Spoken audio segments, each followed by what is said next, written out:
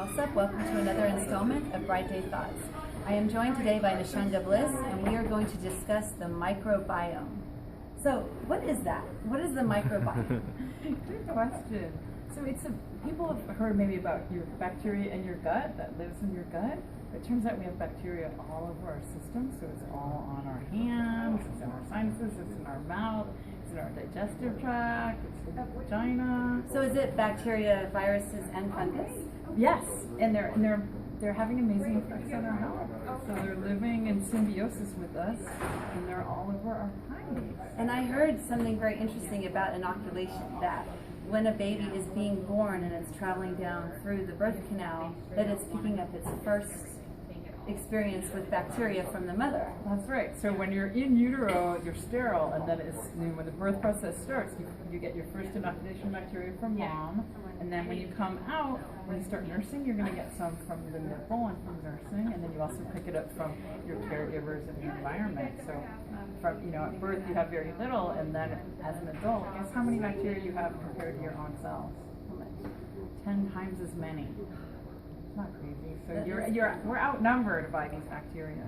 And I also heard something very interesting from Nishanga herself, talking about how the microbiomes encourage us through like inspiring the neurotransmitters, because what the microbiome wants is to switch. It wants to swap the genetic material with another bacteria, so it can get us to be feeling good or something like that, to encourage us to go with other people and mix bacteria.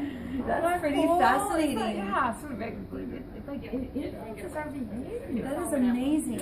And what was also really amazing is that we all heard that the GMOs are affecting the bacteria. Yeah. But how this is because it is interfacing with this modified genetic material, and it's taking that into itself.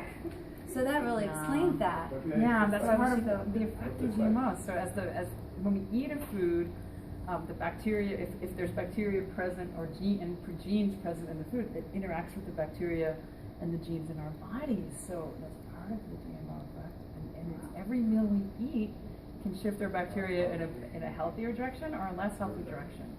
And it isn't just the GMOs, right? It's people aren't eating fermented foods anymore, pretty much. So tell us a little bit about that. How is that affecting us? It's huge. So one of the main ways humans preserve food through most of history and prehistory is through fermentation. And now we've kind of forgotten that, although it is kind of coming back a little bit, I think. But when we eat fermented foods, if we're eating them in a raw form, they're going to contain live bacteria that are going to augment and interact with our microbiome. If it's in cooked form, it still has an effect, even if you're eating something like cooked yogurt. So one of my things is like trying to encourage people to remember fermented foods and bring them back into the diet and learn how to make them, which is easy to do. It really is. And also eating seasonal foods. So what's that about? Well, that's also how we evolved, right? In fact, all food was local and seasonal, up until a very recent time. Now we don't have to think about the season. We can go to the supermarket and get food from anywhere around the world at any time.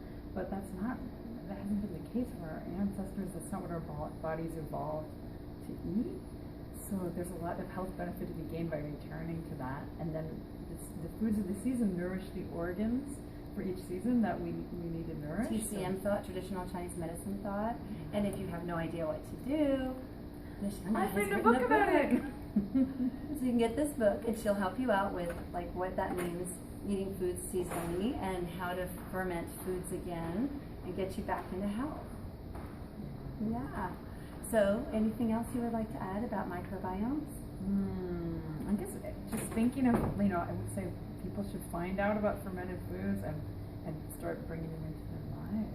There's a lot of really yummy ones. Like one of my favorites is sauerkraut, pickles, kombucha, tempeh. Even the lemon one where you ferment lemon and then you add that to anything.